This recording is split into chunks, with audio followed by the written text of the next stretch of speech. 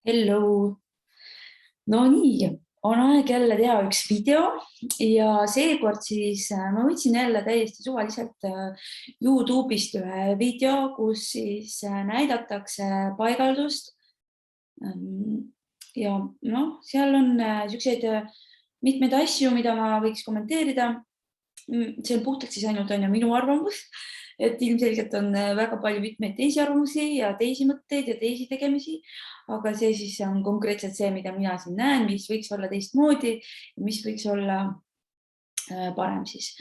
Nii, ma jagan teiega ekraani, aga ma pikka juttu ei räägigi, vaatame. Ja siis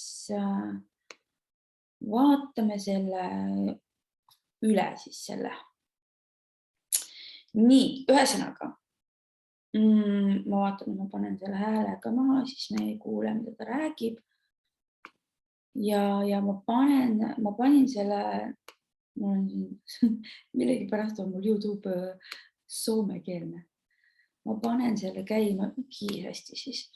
Nii, ühesõnaga, nüüd ta tegi siin ettevalmistuse ja mis on üks asi, mis juba nagu minu silmis on ikkagi nagu pigem õudu tekitav, kes siis on mind jälginud, kes on koolitustel käinud, siis teavad, et ma räägin Lunula piirkonnast, mis tähtsus sellel Lunula piirkonnal on, milline see Lunula piirkond on ja mida see Lunula piirkond ka tähistab. Ja nüüd praegu kasutada, see on küll keraamiline, aga selle poega puuriotsik, mida tema täna praegu siin kasutab, on väga räme.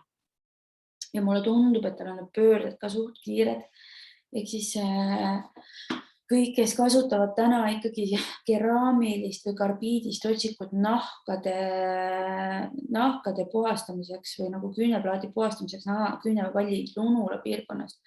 Kui ma selle peale mõtlen, mul läheb juba nagu seest läheb õõnsaks, et see on lihtsalt nii jube, et ma vähegi, kes praegu seda videot vaatavad ja näevad, et nad teevad seda sama, ma väga soovitan teil välja vahetada see ja võtta endale karbiidist otsik, et see on nagu, ja see muidugi, see on next level, et ma ei teagi, kas see naisterahvas teeb, nagu mulle tundub, et ta on suhteliselt kindla käega, et mulle tundub, et teeb küüsi, ma ei guugeldanud, kes ta on või mis ta on, ma lihtsalt võtsin suvalise video, aga ma olen tellinud AliExpressist neid puupulkasid ja seal on alati pakendis sees need samad juljad, mis tal praegu käes on.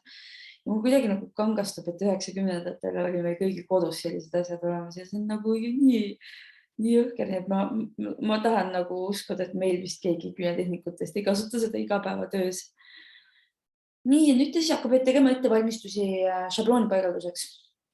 Ma ei ole lõpuni seda videot vaatama, natukene nagu veits vaatasin ette ära, et mida ta nagu teeb, et kas see sobib meile nagu vaatamiseks see video ja siin oli palju asju, mida nagu kommenteerida, aga ma lõpuni ei vaatan seda. Mida ma siis praegu ütleks, et tal on tegelikult endal väga ilus küünekuju. Pisut kaardub, aga põhimõtteliselt tal on väga ilus see kaar, tal kindlasti tekib juba nühjumit, et tal on pigem ikkagi ilusamapoolne, et tal on sellised suhteliselt kerged küüned, millele šabloone paigaldada. Küll aga, mida ei saa teha siis šablooni paigaldust seda, et sa jätad küüned nii pikaks, nagu tema praegu jätab.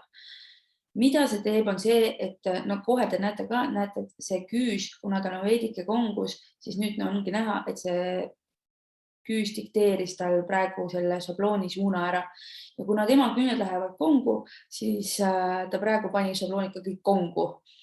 Pluss ta ei lõikanud, kuigi, ma ütlen kohe ära, see küünetüüp, mis praegu siin on, ta küll eeldaks šabloonide lõikamist sügavusse, küll aga tal on nii väiksed, tal on hästi ilus see käekuju, et väga palju sellist nagu sõrmepadja väljalõikamist ei olegi siin väga palju tarvis. No, et okei, kui ta oleks selle praegu ära jätnud, et just, et seda C-kaart kenasti saada, siis võib-olla oleks saanud selle asja nagu ära toimetada. Küll aga see, et ta jättis küüned niivõrd pikaks praegu, see dikteerib talle väga palju seda küünekuju. Suure tõenäosusega on see, et ta paneb selle materjali peale, need küüned lähevad suht koht treppi, sest et ta ei saa neid korrektselt tehtud. Siin on teise käe peal on näha, et ta teeb seda kohvini kuju. Mis veel on see, et kui te võtate keeli praegu, mul on kiirendusega see video, aga nagu praegu ta nägi väga palju vaeva selle keeli segamisega, et mida rohkem te seda keeli niimoodi nagu möksite, siis teil tulevad mullid sisse. Muide fun fact, mul tuleb meelde, et ma nägin ühte mingit häkki ühe USA küünetehniku poolt, kes lasi alkoholiga testvahendit või seda nail prep'i vurtsupudeliga, kuna nail prep on suuremas plaanis nagu alkohol, ta lasi seda aurustub hästi kiiresti ära, ta lasi nail vurtsuga pudelis nail prep'i sinna mullidega ehituskeeli sisse ja need mullid kadusid ära. Ma ei ole ise seda katsetanud, seal oli väga palju kommentaare ka, et kas see nagu ei riku keeli koostist ära, siis ta just ka kommenteeris sinna, et in general nagu, et põhimõtteliselt ei tohiks rikkuda, kuna see on ju täiesti alkoholi, see aurustub kiiresti ära. No ma ei tea, igal juhul ja siin nähtavalt mullid sealt minema läksid, see oli väga veider. Nii, ühesõnaga, nüüd ta paneb siis seda keeli, aga kui te siia nagu videosse vaatate, siis kui te vaatate neid kohti, siis tal jäävad need kohad keeli vabaks, näete, vaadake, miks augud siin on. Et jah, ta hakkab tegema kohvini kuju, aga pärast, mida kaarjem on küüs, ehk siis nagu just need nimetisemaid ja pöidlad tal, need siis jäävad, et ta ei suuda seda hallata tegelikult päeva lõpuks ja sinna tekivad sellised nagu randid sisse, et see C-kaar ei saa kindlasti mitte olema midagi, näete praegu siin, et siin on nagu külje peal on sellised augud sees. Ja isegi kui sa väga hea tahtmise juures, siin samamoodi on näha sellised konkreetsed augud, et nii nagu ta praegu seda šablooni ära võtab, et need šablooni on, need kõrvad on niimoodi üksteisest üle, see on juba märk sellest, et see šabloon on nagu täiesti suunaga alla, see tähendab seda, et viilimisel sul on juba nagu ülipalju tööd juures, sa pead hakkama neid alt üles tõstma ja üldse see küünekuju kindlasti ei saa olema kauamängiv ja kui ta ongi kauamängiv, seal on kindlasti on kohati mingisugused randid all, need teate nagu trepid, eks ole, ja kindlasti on seal, issand, küünenahad on nii retsid, issand. Et see keelipaigaldus, ma pigem ütleks, et see keelipaigaldus peab olema süsteemne. See praegu on selline juhuslik. Keelipaigaldus peab olema alati süsteemne ja mina panen keellakki niimoodi peale, aga mitte ehituskeeli, sest et ta pigem tegelikult tõmbab seda ehituskeeli suures plaanis ära ja see ei ole nagu süsteemne.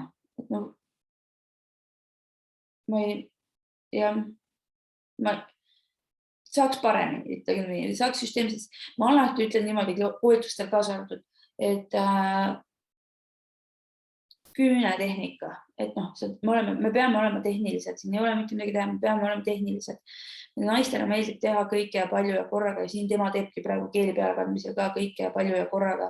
Aga tegelikkuses on see, et keelitehnika peab olema tehniliselt tehtud, et mida tehnilisemalt ja läbimõeldumalt sa teed, seda paremini sa kontrollid oma tööd, seda ilusam see tulemus tuleb ja seda konkreetsem see küüne viilimine on, seda konkreetsem on see keel seal peal, sest mõni ütlebki, ma ei halda seda mingit näiteks milkikeeli või et mina ei saa hakkama selle polükeeliga, et ma ei tea, kuidas seda teha, aga kui sa teedki sellised kannad keeli peale, nagu tema siin praegu teeb, siis sa ei saa never saama akrüülkeeli korralikult peale kantud, sest akrüülkeel tahab saada ka süsteemi.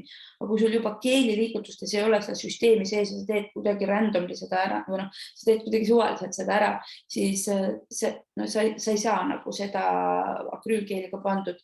Sa ei saa pandud kunagi musta raberit küüne peale, sa ei saa pandud kunagi korrektselt milkikeeli küüne peale, sest sa teed nagu mingeid liigutusi, millel ei ole mingit tehnikat nagu ja sa lihtsalt kuidagi suvaliselt paned nagu neid asju sinna peale, teadmata tegelikult kontrollimata tegelikult seda, mida sa võiksid teha või kuidas see asi käib.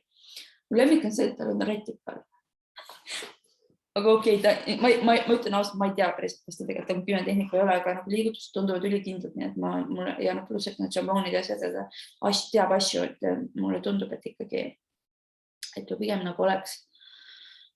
Nii, ja nüüd ta siis hakkab piilima, et jällegi, muide see video ei ole minu meelest väga vana, see on äkki 2022, midagi sihukest, et tegelikult pigem uuemapoolne.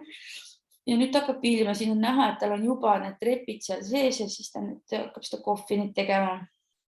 Ja mis siin nüüd ongi, on see, et tal puudub viilimise rutiin, jälle täpselt samamoodi nagu keeli peale kandmise rutiin on samasugune nagu on viilimise rutiin, ehk siis siin on kindlad sammud, mida sa peaksid tegema. Ja no siin selles mõttes, mis nüüd selle küünega juhtub, kuna tal tegelikult see liigutus, mida tema teeb, mina teen võib-olla, ma teen ka seda liigutust, aga ma teen seda nagu 10. sammuna. Ehk siis ma teen ette veel 9 sammu selleks, et küünekuju saaks olema sihvakas. Ja see, mis nagu tal jäävad küünetreppid, ta ei suuda never ära teha siin konkreetselt ilusat küljejoont.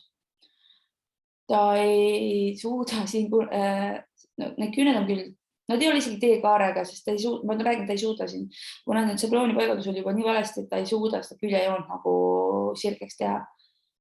Ja nagu viilimise tehnikas siin, nagu, see küünekuju, see geomeetria, mis siit, null, nagu ta ei suuda siin seda. Ja ei, siin puudub see kaar, siin puudub sihvakus, et siin on 3 nüanssi on siin jäetud tegemata, et see küüs saaks ilus ja sihvakas. See, väike reklaami pois, et jah, selles mõttes ja nüüd ta ikkagi teeb alt ka väga põnev. Ma natuke algust vaatasin, aga ma lõpuni ei vaatanud, et ei. No see kaar puudub, et ja kui te vaatate, siis küljejoon on täiesti, küljejoon peab olema alati sirge. Sa võid teha teekaarega küüsi, aga küljejoon peab olema sirgu, et temal on juba eos, on kongusküüned. Ja C-kaar on olematu ja pluss küüneotsad, kui sul geomeetria on paigast ära, siis sul küüned jäävad nagu pigem paksuks otstest. Ja sa ei saa teha väga, see on huvitav, sest et pigem on, kui sul on keellakk, siis see ei päde, nagu keellakis ei päde C-kaare teooria, sest keellakis peaks pigem just olema küüned nagu, et väga neljakandilisi küüsi ei saa teha. Sest et see materjal on liiga pehme, aga kui sa teed keelküüsi ja sul ei ole C-kaart, siis sa ei saa teha väga õhukesi küüsi, sest et need küüned lähevad nagu katki, neil puudub sihvakus. Et need küüned praegu antud juhul on minu silme jaoks on neid saaks oluliselt õhemaks, neid nagu okei, neil puudub nagu stressipunkt, sest kui see küüs nüüd, konkreetne see küüs, mida ta praegu teeb, kasvab ja oletame, et see klient nüüd on mingisugune, ütleme 4 nädalat läheb siit mööda, ta tuleb hooldusesse, siis kui see koht siin on tal kasvanud siia ja see paks koht on tal kasvanud siit stressialast nagu nii-öelda välja, see tähendab seda, et need küüned lähevad nagu pealt, viskab selle katki, kas siis lihasse või viskab keeli lihtsalt katki. Ehk siis nagu see geomeetria läheb nagu kohe paigast ära. Et on okei teha teekaarega küüsi, aga sa pead teadlikult tegema seda selliselt, et kui see küüs tuleb 5 nädala pärast tagasi, et siis see õhuke koht, mis on nagu siia siis tekitatud selle koha peale talle, ma räägin temale nagu konkreetselt geomeetria paigast ära, siis see koht tal kasvab konkreetselt siia ja need küüned lähevad lihasse katki või siis lihtsalt keel läheb pooleks, et see keeli koht on nagu õhuke. Siinkohal mul meenub kohe, et kui kliendil on küüs lihasse katki, siis see tavaliselt on niimoodi, kui kliendi küüs on lihasse katki, siis pead alati kliendile ütlema, et see küüs ei kesta kaua. Et kui see küüs juba lihasse katki läheb, sa parandad selle järgmine kord, sa paned, oletame, ta ei ole nagu nii-öelda nagu päris nagu mingi verit, seal ei ole mingi ulmelikult nagu puruks, aga ta on läinud ikkagi katki ja sa näed, et siin küüneplaadi peal on väike mõra ikkagi nagu sees või et tal on nagu täitsa siit vabast servast on siuksed nagu mõrad sees. Ja sa paned sinna keeli peale, siis sa pead alati kliendile ütlema, et see kestab maks 1-2 nädalat, sest nii kui see mõra koht kasvab üle nagu vaba serva, nii see küüs on kohe puruks. See on aamen kirikust, naljalt sa ei suuda väga katkiseid küüsi panna püsima. Ja kui sul tuleb võõras klient, siis pead nagu suutma talle ära selgitada selle, et kui on lihas katki, ma ütlen, see ei pea olema verine katki, et see on mingi räme katki, aga kui on ikkagi nagu väga sügaval on mingid mõrad sees, need küüned ei püsi enamasti. Ma arvan, et 90% tõenäosusega nad lähevad kohe puruks, kui nad jõuavad vabaservani. Ehk siis mingi maks 2 nädalat, tavaliselt nädalaga juba nad lähevad katki. Aga kas siis on targem ära võtta? Oleneb. Mõnikord on nii, et sa saad selle kenasti ära, aga mõnikord on targem siis see küüs niimoodi ära parandada ja kohe öelda, et see lähebki nagu. Ta on nagu sellise riski koha pealt, et sa ei saa nagu isegi puuriga sinna ligi, et vahest on targem lihtsalt see küüs ära parandada ja siis kasvab nagu sealt väga oretsist kohast kasvab välja ja siis ta läheb nagu nii-öelda pigem turvalisemalt katki, kuigi ma ei tea, võib-olla seal on mingi hea võimalus seda parandada, ma küll olen kangaga parandanud neid nagu kohti, aga jah, et ma ütlen ikka pigem nad kipuvad kõik katki tagasi minema. No vot, ühesõnaga need küüned siis niimoodi, kui sa pead vaatad, nad okei on ja, aga neil puudub sihvakus, neid saaks oluliselt ilusamaks teha, palju sihvakamaks. Mõnel küünel saaks stressipunkti oluliselt paremini, mõnel küünel saaks küljejooned oluliselt paremini. C-kaart, ta on üritanud midagi teha, aga suure tõenäosusega ta ei tea sellest C-kaarest suurt midagi. Küünel on suht koht paksud ja see nahatöö, okei, see on nagu vapsi. Aga jaa, et selline huvitav, ma vaatan, kas ta näitab päris veel neid küüsi niimoodi siin lõpupoole. Et jaa. Okei, nüüd ta paneb kohe siia õli peale korra. Ja ütleme nii, et oluliselt saab paremini, aga linnapildis on pigem nagu selliseid küüsi väga palju. Et pigem on ikka väga palju. Ma ütleks niimoodi, et ta on nagu lihvimata teemant, et siin saab asju nagu paremaks teha. Ma ei ütle, et modernne küüs, et siin peaks just nagu modernseid küüs tegema, et siin saab teha, see D-kaar nagu väga okei, aga see peab olema ikkagi tehtud korrektselt ja ilusalt ja kõigil küüntel peab olema stressipunktid täpselt ühel kohal. Et kui sa 10 küünt vaatad, et nad peavad olema sarnased, aga siin on sisuliselt igal küünel on erinevas kohasse. Ja ma räägin, mida nagu kongus küüs on, seda suurema tõenäosusega see küljejoon läheb ka kongu, nagu kui šabloonidel ei tee õigesti neid küüsi lühemaks. Ja šablooni lõikamine on ikkagi eelkõige ülitähtis, et sa saaksid kohe nagu võimalikult murevabalt selle šablooni paigalduse ära teha. Muide, hea nipp, kes nüüd seda videot hakkavad vaatama, ma räägin seda muidugi lõppuni, aga see, mis mina siin tegin, see on soome keeles, aga igas videos sa saad võtta siis selle kiiruse, et see on siuke hea häkk, et teiste videoid vaadata, et saab panna näiteks 2 korda kinni ja see hääl on veidike pinin, aga kui sa vaatad oma nagu siis maakeeles, nii-öelda eesti keeles näiteks, et see, kui ma räägin hästi kiiresti mingeid asju, siis sinu jaoks ei või muuda oluliselt midagi, lihtsalt sa saad selle video kiiremini ära, et teinekord, kui see video on mingi 15 minutit pikk, sina saad selle 7,5 minutiga, et see on alati üks hea häkk, et praegu me vaatasime ka 30-minutilise video üli kiiresti ära. Vot nii, ühesõnaga ma ootan teid koolitusele, et teeme koos, teeme paremini ja see keel, mida ta siin kasutas, oli siis seda nimetatakse tiksotroopseks keelis, ehk siis tähendab seda, et ta saad ära teha 40 korraga, ilma et see keel valguks, et Ritsil on ka sarnane keel, on arhitektkeel ja see arhitektkeel on selline, et kui sa teda natukene puupulgaga läbi segad, siis sa saad temast ise tasanduva keeli. Et see on hea häkk.